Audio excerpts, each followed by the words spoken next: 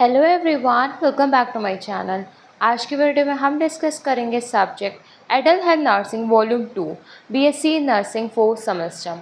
हम डिस्कस कर रहे हैं ईएमएस पब्लिकेशन बुक से।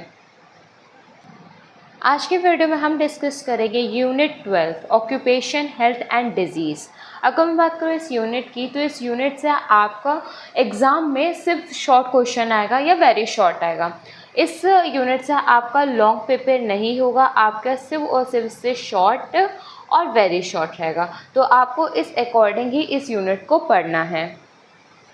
अगर मैं बात करूँ इस यूनिट में मेन आपका है क्या, तो मेन जो ऑक्यूपेशन डिजीज़ और उसका मैनेजमेंट है वो आपके लिए इस यूनिट में इम्पॉर्टेंट है।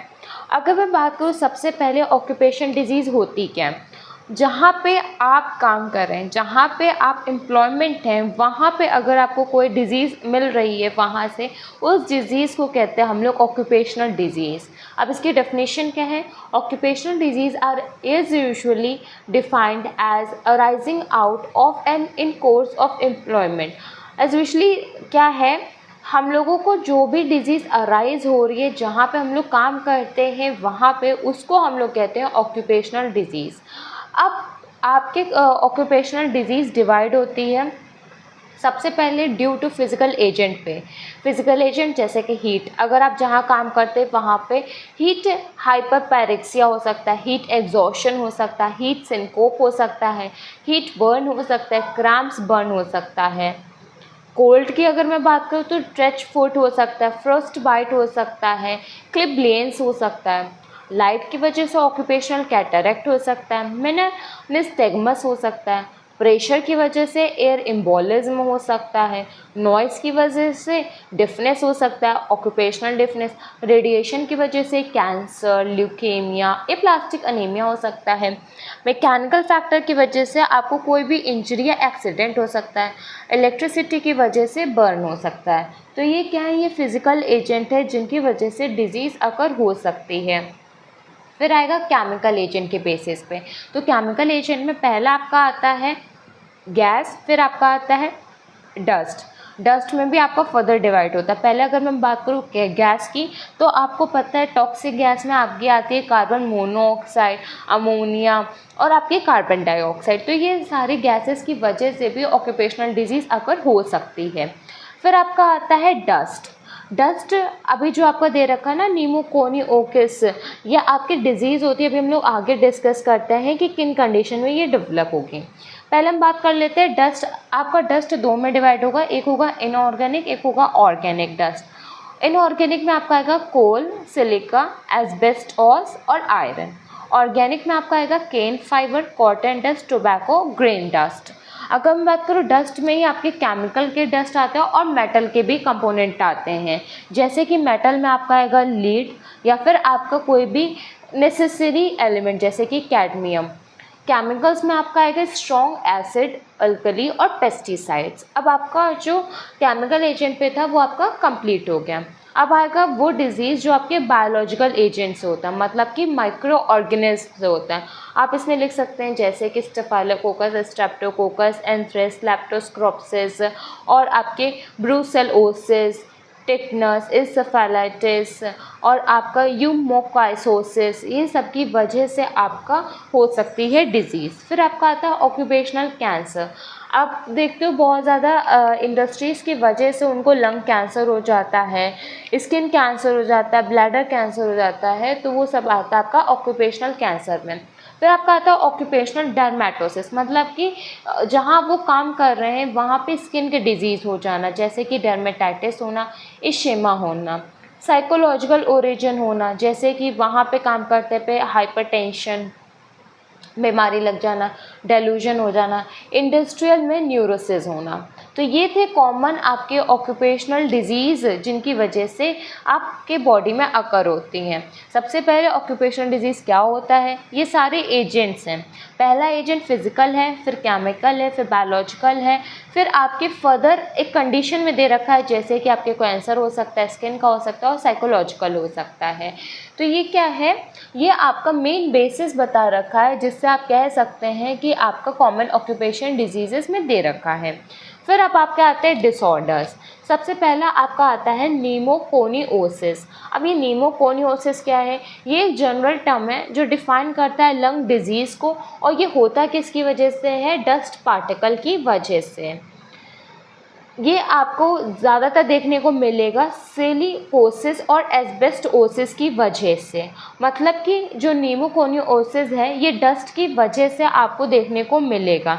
ये कोल वर्कर जो होते हैं उनमें भी आपको देखने को मिल सकता है। इसका एक्सपोजर किसका होगा? एक्सपोजर केमिकल कंपोजिशन का होगा, फिटनेस का होगा, कोई भी डस्ट जो एयर में उससे हो सकता है। आप कितने टाइम तक उससे एक्सपोजर पीरियड में हो, मतलब कि थोड़े टाइम के लिए, ज़्यादा टाइम के लिए, उस बेसिस पे। आपका हेल्थ स्टेटस कैसा है, आपकी इम्यूनिटी कैसी है, उस बेसिस पे। फिर इसके टाइप्स आते हैं। पहला आता है आपका केमिकल न्यूमोनाइटिस। इसका मतलब क्या होता है? जो भी आपका एक्सपोजर हुआ है वो आपके टॉक्सिक फ्यूम की वजह से हुआ है। फिर आपका आता है हाइपर सेंसिटिविटी। हाइपर सेंसिटिविटी क्या होता है? आपकी बॉडी में जो लंग है वहाँ पे आपका रिएक्शन होगा, उस रिएक्शन को हम लोग कहते हैं एलर्जिक एल्वियोलाइटिस, क्योंकि वहाँ पे मेन आपकी क्या होती है? एल्वियोलाई होती है। वहाँ पे आपको हाइपर सेंसिटिविटी मतलब कि एलर्जी देखने को मिलता है। नेक्स्ट आपका होता है लंग कैंसर। तो जो आपका न्यूमोकोनियोसिस डिजीज़ है इसकी वजह से आपको कैंसर देखने को मिलेगा लंग में। कहाँ पे? जो लंग में कैंसर होगा आपके सेल में, वो सेल का नाम है स्क्वैमस सेल, उसमें आपको देखने को मिलेगा। और जो आपकी एडेनो सेल है उसमें आपको देखने को मिलेगा। फिर इसी डिज़ीज़ में क्या आपको कॉम्प्लिकेशंस देखने को मिलेगा? तो कॉम्प्लिकेशन ये है जो आपको देखने को मिलेंगे, जैसे कि आपको क्रोनिक ब्रोंकाइटिस की कंडीशन डेवलप हो सकती है, लंग में कैंसर हो सकता है, फाइब्रोसिस बन सकता है, और आपका कोई भी और लंग डिजीज़ होने के चांसेस बढ़ जाते हैं। तो ये पहली डिजीज़ आपकी कंप्लीट हो गई। फिर आपका आता है एस्बेस्टोसिस। एस्बेस्टोसिस एक क्रोनिक डिजीज़ है। ये आपके जो लंग में पैरेन्काइमल टिश्यू होते हैं उसको अफेक्ट करती है। ये होता किसकी वजह से है? तो जब आपकी बॉडी में बहुत ही ज़्यादा एक्सपोजर हो जाता है एस्बेस्टोस का। ये एस्बेस्टोस क्या है? ये आपका मिनरल है, इसका हैवी एक्सपोजर हो जाता है, तब आपके बॉडी में डिजीज़ हो जाती है जिसको हम लोग कहते हैं एस्बेस्टोसिस। अब ये एस्बेस्टोस है क्या? ये आपका फाइब्रस नेचुरल मिनरल सिलिकेट है। ये आपका हीट इंसुलेटर में यूज़ होता है, और जहाँ पे वो लोग काम करते हैं तो उनके में अगर एक्सपोजर इसका होगा तब ज़्यादा चांसेस है कि एस्बेस्टोसिस डिजीज़ हो सकती है।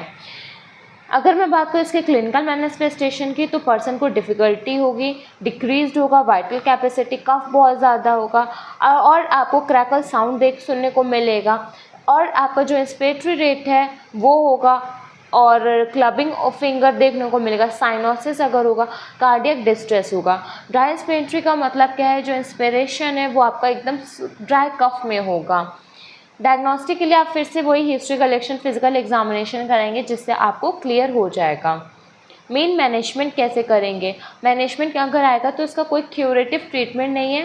पेशेंट को हम लोग पोजीशन कर सकते हैं, ऑक्सीजन का एडमिनिस्टर कर सकते हैं, और रेस्पिरेटरी फिजियोथेरेपी प्रोवाइड कर सकते हैं जिससे कोई भी सिक्रीशन अगर अंदर हो तो उसको रिमूव कर सकें। पेशेंट को नेबुलाइज कर सकते हैं, पोस्टूरल ड्रेनेज करके सिक्रीशन को रिमूव कर सकते हैं। तो ये कुछ मैनेजमेंट है जो हम लोग परफॉर्म करते हैं एस्बेस्टोसिस डिजीज़ कंडीशन में। अब इसका क्या कॉम्प्लिकेशन है?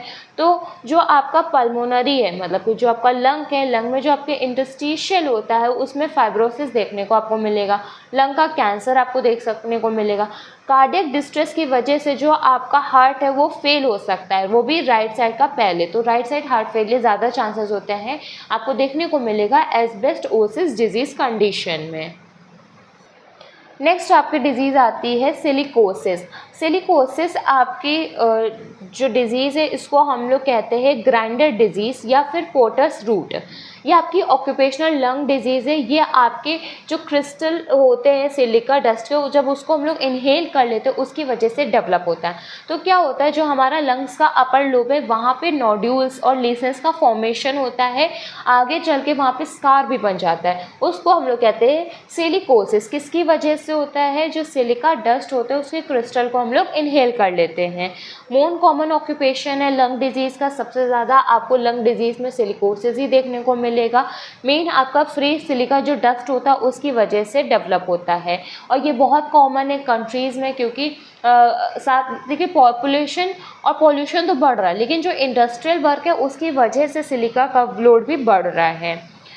नेक्स्ट अगर मैं बात करूँ इसके इंट्यूबेशन पीरियड की, तो इसका इंट्यूबेशन पीरियड जब इनिशियल आपका में ये एक्सपोजर होगा, ये धीरे धीरे डेवलप होगा, ये तब आपको पता चलता है जब आपकी बॉडी में नोड्यूल और लीसेंस का फॉर्मेशन हो जाता है। इसका मतलब ये यूजुअली 10 ईयर्स लगते हैं इसको अपना पूरा फैलाव करने में। अगर शॉर्ट ड्यूरेशन का देखोगे और हैवी एक्सपोजर का हुआ है तो आपको विदिन 6 मंथ से 2 ईयर में देखने को मिल जाएगा। नेक्स्ट टाइप्स आते हैं आपके सिलिकोसिस के, तो ये आपके एक्यूट होते हैं, क्रोनिक होता है, एक्सेलरेटेड होता है और एसिम्प्टोमेटिक होते हैं। एक्यूट का मतलब होता है ये आपके सडन और कम ड्यूरेशन ऑफ टाइम के होंगे, इसका एक्सपोजर के बाद आपको मंथ से 2 साल तक देखने को मिल जाएगा। एसिम्प्टोमेटिक का मतलब है आपकी बॉडी में डिजीज़ कंडीशन तो है लेकिन आपको सिम्टम्स नहीं शो होंगे। सिम्टम्स इसलिए नहीं शो हो रहे हैं कि अभी डिजीज़ अभी मतलब अर्ली इस स्टेज में, इसीलिए। फिर आपका आता है एक्सेलरेटेड, ये आपको 5 से 10 साल जब बहुत ही ज़्यादा हैवी एक्सपोजर होगा सिलिका का तब देखने को मिलेगा, और इसमें आपको सिम्टम्स भी देखने को मिलेंगे।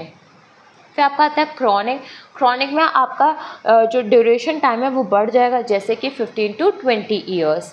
फिर इसका पैथोफिजियोलॉजी है, जैसे कि ड्यू टू इटोलॉजिकल फैक्टर में हम लोग लिखते हैं ना, तो आपका आएगा ऑक्यूपेशनल एक्सपोजर, जिसमें क्या होगा हम लोग इनहेल कर लेंगे सिलिका के पार्टिकल्स को, वो हमारे लंग में जाके मैक्रोफेज से क्या करेंगे, वहाँ पे मैक्रोफेज से फाइट करेंगे, जिसकी वजह से इन्फ्लामेटरी प्रोसेस शुरू होगी। जैसे जैसे प्रोसेस होगी वहाँ पे ट्यूमर होगा, नेक्रोसिस होगा, और वहाँ पे इंटरल्यूकिन फॉर्मेशन होगा, साइटोकाइनेज बनेगा। इन सब की वजह से वहाँ पे फिब्रोब्लास्ट होगा और वहाँ पे नोड्यूल्स बनेंगे, नोड्यूल्स के बाद में लीसेंस बनेगा। तो ये आपका है पैथोफिजियोलॉजी सिलिकोसिस की।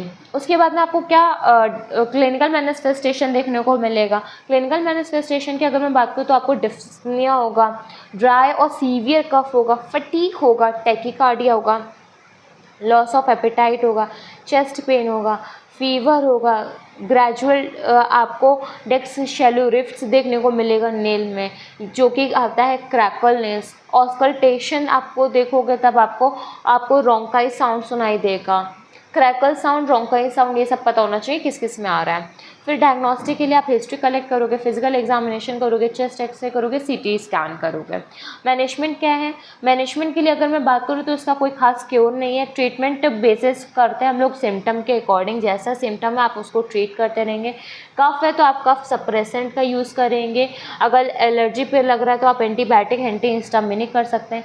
चेस्ट फिजियोथेरेपी करेंगे जिससे आप सिक्रीशन को रिमूव कर सकें। ऑक्सीजन को एडमिनिस्टर करेंगे, जो डिफ़िकल्टी हो रही है, जो हाइपोक्सिया डेवलप हो रहा है वो ना हो। ब्रोंकोडायलेटर को आप यूज़ करेंगे जिससे कि डायलेट हो जाए वेसल्स और थोड़ा सा ईजी हो जाए ब्रीदिंग। आप सर्जिकल में क्या यूज़ करोगे, लंग को ट्रांसप्लांट कर सकते हो, प्रिवेंटिव मेजर यूज़ कर सकते हो, और जो आपका डस्ट है उसका कंट्रोल कर सकते हो, पीरियोडिक हेल्थ एग्जामिनेशन कर सकते हो, और लेजिस्लेशन का यूज़ कर सकते हो। मेन आप सर्जरी में आपका एक पॉइंट आता है, दैट इज़ लंग ट्रांसप्लांटेशन, बाकी सब आपके ऐसे ही मैनेजमेंट है, सर्जिकल मैनेजमेंट में नहीं है। नेक्स्ट आपका आता है कॉम्प्लिकेशन, आपको इस सिलिकोसिस की वजह से क्या क्या देखने को मिलेगा, तो साइनोसिस होगा, कॉर्पल नेल होगा, रेस्पिरेटरी इनसफिशिएंसी होगा। पेशेंट विद सिलिकोसिस को आपको देखोगे कि ज़्यादातर चांसेस हैं कि वो सिलिकोसिस एल्थियोसिस हो सकता है, उसको क्रॉनिक ब्रोंकाइटिस कंडीशन डेवलप हो सकती है। तो ये क्या है, कॉम्प्लिकेशन है सिलिकोसिस डिजीज़ के। नेक्स्ट आपकी डिजीज़ आती है कोल वर्कर न्यूमोकोनियोसिस। जो पहले हम लोगों ने न्यूमोकोनियोसिस पढ़ा था वो हमारा मेन किसकी वजह से था, हमारे डस्ट पार्टिकल्स की वजह से, और जो ये है वो कोल की वजह से होगा। जो कोल वर्कर होते हैं उनको डिजीज़ हो जाएगी क्योंकि वो कोल डस्ट के एक्सपोजर में रहते हैं। इसमें मेन कार्बन कंटेंट आपकी बॉडी में बढ़ जाता है जिसकी वजह से डिजीज़ कंडीशन डेवलप हो सकती है। अब इसकी डेफिनेशन क्या है, आपके बेनल वेलिस्ट ने दी थी 1999 में। कोल worker pneumoconiosis is defined as the disease of the lung resulting from chronic exposure to coal dust, its inhalation and deposition, and the tissue reaction of the host to its presence. मतलब कि आपकी body में जब आप कोल worker हो तो आपकी body में सबसे ज़्यादा अमाउंट कोल डस्ट का इसलिए होगा क्योंकि आप उसके एक्सपोजर में ज़्यादा और वही चीज़ आप इनहेल कर रहे हो, उसकी इनहेल की वजह से आपके टिश्यू में डिपोजिशन होगा और टिश्यू क्या होगा, डैमेज होगा। इन्फ्लामेटरी फेज़, अब पैथोफिजियोलॉजी आपकी स्टार्ट होती है। पैथोफिजियोलॉजी में पहले तो इन्फ्लामेटरी फेज़ दे रखा है, मतलब कि आपका कोल्ड जो डस्ट पार्टिकल है वो आपकी बॉडी में इन्फ्लामेशन कॉज कर रहा है। कहाँ करेगा, पल्मोनरी में करेगा, मतलब कि लंग्स में करेगा और सबसे ज़्यादा डैमेज किसको करेगा, आपके मेन स्ट्रक्चर को, जो कि होता है आपके एल्वोलाई को। उसके बाद में इसकी वजह से जो कोल्ड डस्ट पार्टिकल्स है वो अंदर आपका रहेगा। उसके बाद में जो फैगोसाइटोसिस होगा, एक्टिवेशन होगा, इन्फ्लामेटरी मीडिएटर्स आपके आएंगे। वो सारी चीज़ होने के बाद में टॉक्सिन रिलीज़ होगा एंजाइम्स के द्वारा। फिर आपके दो फेज़ में पैथोफिजियोलॉजी दे रखी है। पहला है आपका इन्फ्लामेटरी फेज़, फिर आपकी फेज़ आती है रिप्रेडेटिव फेज़। इसमें क्या होगा, आपका जो वर्क प्लेस है उससे की वजह से आपको फिर से यही चीज़ क्या करने को मिलेगा, देखने को मिलेगा, जिससे क्या होगा, प्रोलाइफरेशन होगा आपके मेसेंकाइमल सेल का। मेन अगर आप इन्फ्लामेटरी फेज़ भी लिख रहे हो तो उतना आपके लिए सही है।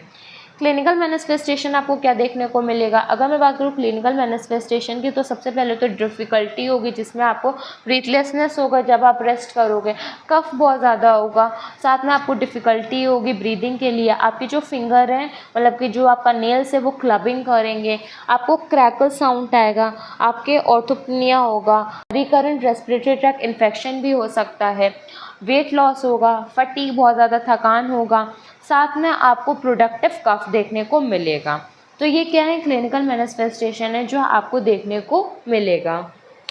डायग्नोस्टिक इवैल्यूएशन क्या है, आप हिस्ट्री कलेक्शन कराएंगे, फिजिकल एग्जामिनेशन कराएंगे, चेस्ट एक्सरे कराएंगे और सीटी स्कैन कराएंगे। कॉम्प्लिकेशन इसका मेन आपके डेथ आता है और आपको बहुत ज़्यादा चांसेस है कि आपको लंग डिजीज़ हो सकती है और आपको ट्यूबरक्लोसिस भी हो सकता है। नेक्स्ट आपकी डिजीज़ आती है बाइसिनोसिस। बाइसिनोसिस को हम लोग ब्राउन लंग भी कहते हैं। ये आपका तब होता है जब आप एक्सपोजर होते हो कॉटन डस्ट के, और ये वहाँ इन्वायरमेंट में होगा जहाँ पे आप कंट्रोल नहीं कर पा रहे हो और बहुत ही ज़्यादा इसका एक्सपोजर है। अब नेक्स्ट आता है पैथोफिजियोलॉजी। पैथोफिजियोलॉजी की अगर मैं बात करूँ, जो भी कॉटन का डस्ट है आपने इनहेल करा, इनहेल करने के बाद में वो आपके ट्रैकिया में जमा होगा, जिसकी वजह से ट्रैकिया नैरो हो जाएगी। पहले ट्रैकिया ऐसे थी, जब कॉटन डस्ट पार्टिकल्स इस तरीके से आपके एक्यूमुलेट होते जाएंगे तो ये क्या हो गई, नैरो हो गई। नैरो होने की वजह से जो लंग के टिश्यू उसमें डिस्ट्रक्शन होगा, क्योंकि ऑक्सीजन नहीं पहुँच रहा, वर्क नहीं हो पा रहा है तो डिस्ट्रक्शन होगा, तब ज़्यादा प्रेशर पड़ रहा है, वर्कलोड पड़ रहा है, फिर रेस्पिरेटरी फेलियर होगा और एट लास्ट आपको क्या देखने को मिलेगा, डेथ। क्लिनिकल मैनिफेस्टेशन क्या होगा, चेस्ट टाइटनेस आपको देखने को मिलेगा, पेन बहुत ज़्यादा होगा, क्रॉनिक कफ होगा, डिस्पनिया होगा, बहुत ही ज़्यादा स्पूटम का प्रोडक्शन होगा। डायग्नोस्टिक क्या है, हिस्ट्री कलेक्शन है, फिजिकल एग्जामिनेशन है, चेस्ट एक्सरे है, सिटी स्कैन है। कॉम्प्लिकेशन क्या देखने को मिलेगा, आपके क्रॉनिक ब्रोंकाइटिस हो सकता है, एम्फाइसेमिया हो सकता है, रेस्पिरेटरी फेलियर हो सकता है और एक पॉइंट आप ऐड कर सकते हैं, डेथ। नेक्स्ट आपका आता है लंग, फार्मर लंग। नेक्स्ट आपकी डिजीज़ आती है फार्मर लंग। फार्मर लंग को हम लोग ऑक्यूपेशनल लंग डिजीज़ भी कहते हैं। यह आपके तब होता है जब आप बहुत ही ज़्यादा एक्सपोजर हो जाते हो ग्रेन डस्ट को या फिर मल्डी हे के। इसमें आपका क्या होता है, थर्मोफिलिक एसिटोमाइट्स होते हैं, जिसकी वजह से फार्मर लंग हो सकता है। ये आपको ज़्यादातर समर्स में देखने को मिलता है और इसमें 30% चांसेस होते हैं कि ये आपके लंग में ग्रोथ को कराएगा फंगस को, जिसकी वजह से और भी क्रिटिकल कंडीशन बन सकती है, क्योंकि वहाँ पे टेम्परेचर उसको मिल जाता है, मॉइस्चर मिल जाता है, वहाँ पे इजीली ग्रोथ हो भी सकती है। क्लिनिकल मैनिफेस्टेशन में आपको हाइपर सेंसिटिविटी देखने को मिलेगी, बहुत ही ज़्यादा थकान, मलेरिया होगा, चिल्स, फीवर देखने को मिलेगा और आपको क्रॉनिक कंडीशन देखने को मिलेगी, जैसे कि पल्मोनरी फाइब्रोसिस। आपका लंग्स में, जैसे ये आपका लंग्स है, इस लंग्स में आपका बहुत ही ज़्यादा फाइब्रोसिस का एक्यूमुलेशन होगा, फॉर्मेशन होगा। और एक्यूमुलेशन किसका होगा, आपके फंगस का। कैसे होगा, क्योंकि ग्रोथ होगी वो वहीं पे रहेगी और अपना न्यूट्रिशन कैरी करके और अपने आप को एडवांस करना है। डायग्नोस्टिक में आप हिस्ट्री कलेक्शन करवाएंगे, फिजिकल एग्जामिनेशन कराएंगे, चेस्ट एक्सरे कराएंगे, सीटी स्कैन कराएंगे। कॉम्प्लिकेशंस क्या क्या हैं, कॉम्प्लिकेशंस में आपको पल्मोनरी फाइब्रोसिस देखने को मिलेगा, कॉर पल्मोनेल देखने को मिलेगा। फिर आपका आता है नेक्स्ट डिजीज़ बैग एसओसिस। बैग एसओसिस को भी हम लोग ऑक्यूपेशनल डिजीज़ कहते हैं लंग की। इसमें हम लोगों का इनहेलेशन होता है बैग एस का, मतलब कि शुगर केन डस्ट का। शुगर केन मतलब कि जो आपके गन्ने होते हैं उनकी वजह से। ये फर्स्ट रिपोर्ट हुआ था आपके गैंगुली एंड पाल में 1955 में, और ये कहाँ है, कोलकाता में, कार्डबोर्ड मैन्युफैक्चरिंग में उसके दौरान। इसके एक्सपोजर में आपकी क्या होगा, डिजीज़ कंडीशन होगी जिसको हम लोग कहते हैं बैग एसओसिस। इंटुबेशन पीरियड क्या है, 2 से 4 मंथ। क्लिनिकल मैनिफेस्टेशन क्या देखने को मिलेगी, लॉस ऑफ एपेटाइट होगा, वीकनेस होगा, ब्रीथलेसनेस होगा, कफ होगा स्पूटम के साथ में, फीवर, चिल्स होगा, चेस्ट पेन होगा और ऑक्यूपेशनल हेमाटाइसिस होगा। इनिशियली पेशेंट डेवलप करेगा ब्रोंकाइटिस को। डायग्नोस्टिक एवोल्यूशन में आपके history collection, physical examination, chest x ray आएगा।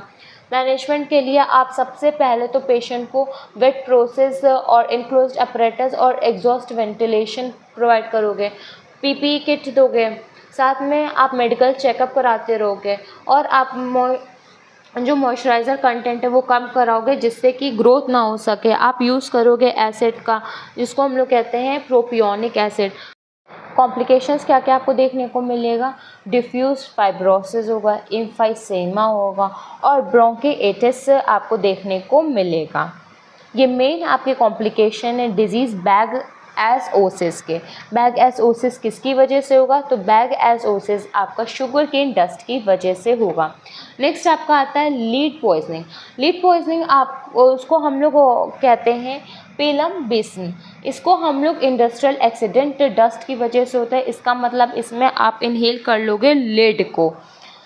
सोर्स क्या है, इंडस्ट्रीज़ की वजह से होगा, जैसे कि जहाँ पे बैटरीज बनती हैं, प्रिंट पेन होता है, या फिर कोई बिल्डिंग वाला वर्क का बनता है, या फिर ग्लास मैन्युफैक्चरिंग होती है, तो उन सब में लीड पॉइजनिंग का गैस निकलता है जिसको इनहेल करने की वजह से लीड पॉइजनिंग हो सकती है। कैसे एंट्री होगी, इनहेलेशन की वजह से होगी, सबसे ज़्यादा अफेक्ट भी आपका लंग्स होगा। इंगेशन में आप देखोगे कि ये पॉइजनिंग आपके कॉमनली अकर होगा स्मॉल क्वांटिटीज ट्रैक में, आपके रेस्पिरेटरी ट्रैक में, फिर आपका इंटर करेगा रेस्पिरेटरी में, रेस्पिरेटरी से डाइजेस्टिव में, या आपके स्किन में भी एब्जॉर्ब होगा जिसकी वजह से आपको स्किन डिजीज़ेस भी आपको देखने को मिलेंगी। क्लिनिकल मैनिफेस्टेशन क्या देखने को मिलेगा, जब आपकी इनऑर्गेनिक लीड होगी तो आपको एब्डोमिनल कोलिक होगा, कॉन्स्टिपेशन होगा, लॉस ऑफ एपेटाइट होगा, रेड सेल स्टेपिंग होगा और अनीमिया होगा। ये तब होगा जब आपका लिड इनऑर्गेनिक होगा, लेकिन जब लिड आपका ऑर्गेनिक होगा तब आपको इंसोम्निया देखने को मिलेगा, वर्टाइगो देखने को मिलेगा, हेडेक, मेंटल कन्फ्यूजन और डिलीरियम। यह आपका ज़्यादा खतरनाक होता है। फिर आपका आता है डायग्नोस्टिक। डायग्नोस्टिक में वही history collection, physical examination, blood test, urine specimen test कराएंगे और सिटी स्कैन कराएंगे। मैनेजमेंट आप क्या करोगे, मैनेजमेंट के लिए सबसे पहले तो प्रिवेंशन करोगे कि जो फर्दर एब्जॉर्प्शन ना हो पाए आपकी बॉडी में लिड का। उसके बाद में रिमूवल कराओगे लिड का, कहाँ से, सॉफ्ट टिश्यूज़ से, जिससे कि आपका फर्दर एक्सपोजर रुक जाए। साथ में आप मोस्ट इफेक्टिव ड्रग को लोगे, दैट इज़ पेनिसिलअमाइन को। उसके बाद में आप चिलेटिंग एजेंट का यूज़ करोगे जिससे आपकी बॉडी में जो लेड है उसको हटाया जा सकता है, और ये किस में एक्सक्रीट करके हटाया जा सकता है, थ्रू द यूरिन। प्रिवेंशन आप सबसे ज़्यादा करोगे जिसके लिए आप आइसोलेशन मेथड का यूज़ कर सकते हो, लो एग्जॉस्ट वेंटिलेशन का कर सकते हो, वर्किंग एटमॉस्फेयर और पीरियोडिक एग्जामिनेशन। फिर आपका आता है role of occupation nurse in prevention and control of occupational disease. तो नर्स का रोल क्या है, सबसे पहले प्री प्लेसमेंट एग्जामिनेशन। अगर आप एग्जामिनेशन नहीं करोगे तो आपको कैसे पता चलेगा वर्कर को कौन सी ऑक्यूपेशनल डिजीज़ है और उसको कितना, मतलब जब तक कि आप प्लान नहीं करोगे, फिर उसके बाद में आप उसकी एग्जामिनेशन नहीं करोगे, हिस्ट्री नहीं करोगे, तो आपको कैसे पता चलेगा एक्यूट है, क्रोनिक है, सिम्टोमेटिक है, एसिम्टोमेटिक है, कितना टाइम से है, ये सारी चीज़ें। फिर आपका आता है पीरियोडिक एग्जामिनेशन, जिसमें हम लोग डिजीज़ को अर्ली तो डिटेक्ट कर लिया, लेकिन हम लोग रोज़ चेक करेंगे, रोज़ उसका एग्जामिनेशन करेंगे, जिससे हम लोगों को प्रिवेंशन करने में ईजी रहेगा। फिर आपका आता है medical and health care service, जिसमें हम लोग बेसिक फंक्शन प्रोवाइड करेंगे जिससे ऑक्यूपेशनल डिजीज़ को कंट्रोल कर सकें। फिर आपका आता है नोटिफिकेशन, जिसका मतलब है हम लोग नेशनल लॉज और रेगुलेशंस का भी यूज़ करेंगे, जिससे हम लोग जो ऑक्यूपेशनल डिजीज़ है उसमें मॉडिफिकेशन करके सस्पेक्ट करके रोक सकें। सुपरविजन करेंगे वर्किंग एनवायरनमेंट का। वर्किंग एनवायरनमेंट में देखेंगे कि प्राइमरी इंपॉर्टेंस होनी चाहिए, जो भी वहाँ पे लोग काम कर रहे हैं उनको वो सारी चीज़ें मिलनी चाहिए जिससे वो अपने आप को सेफ कर सकें और अपने आप को इस तरीके से रख सकें कि वो काम भी कर ले और उनको कोई वहाँ पे हार्मफुल ना हो। फिर आपको एनालिसिस रिकॉर्ड को भी मेंटेन करके रखना है, जो कि आपको डेवलप कर रहे हो, और ये आपके हेल्थ सर्विस में भी बहुत काम आएगा। साथ में आपको हेल्थ एजुकेशन और काउंसलिंग करनी है। हेल्थ एजुकेशन इसलिए जो अगर नहीं हो उसको प्रिवेंट कर सको, वहाँ के लोगों को आप बता सको, नॉलेज दे सको। काउंसलिंग इसलिए करना, अगर उनको सीवियर डिजीज़ कंडीशन हो गया है तो आप उसको बता के उनके बहुत सारे जो एंजाइटी है उस सबको भी आप रिड्यूस कर सकते हो। तो आपका यूनिट कंप्लीट हो गया। यूनिट में क्या है, ऑक्यूपेशन डिजीज़ किसकी वजह से होता है, एजेंट्स, तो मेन आपके एजेंट आता है physical, chemical, micro organism, that is biological agent. Main आपके डिजीज़ेस आएगी तो ऑक्यूपेशनल की, तो वो आपको कैंसर, स्किन और साइकोलॉजिकल भी हो सकती है। अगर मैं बात करूँ डिजीज़ कंडीशन की, तो सबसे पहले आपकी आती है न्यूमोकोनियोसिस, जो कि डस्ट पार्टिकल्स की वजह से होती है। फिर आपकी आती है एस्बेस्टोसिस। एस्बेस्टोसिस आपके हैवी एक्सपोजर एस्बेस्टोस की मिनरल की वजह से होता है। फिर आपकी डिजीज़ आती है सिलिकोसिस, ये आपके सिलिका मिनरल की वजह से होता है। फिर आपकी डिजीज़ आती है फार्मर लंग, ये आपके ग्रेन डस्ट की वजह से होता है। फिर आपकी डिजीज़ आती है बिसिनोसिस, जो कि आपके कॉटन डस्ट की वजह से होती है। फिर आपकी आती है बैग एसोसिस, वो आपके शुगर केन डस्ट की वजह से होता है। कोल वर्कर न्यूमोकोनियोसिस कोल की वजह से होगा, उसमें आपका कार्बन का कंटेंट ज़्यादा होगा। लीड पॉइजनिंग हो सकती है, जिसमें आपके लीड को इनहेल कर सकते हो, इंजेक्शन हो सकता है जिसमें आपके डाइजेस्टिव ट्रैक में जा सकते हैं, और साथ में स्कैन का। तो ये आपका था समरी पूरे यूनिट का। अगर इस यूनिट से रिलेटेड आपका कोई भी डाउट हो तो प्लीज़ आप मेंशन करिएगा कमेंट बॉक्स में। वीडियो अच्छी लगे तो प्लीज़ वीडियो को लाइक कर लीजिए, चैनल को सब्सक्राइब कर लीजिए। Thank you.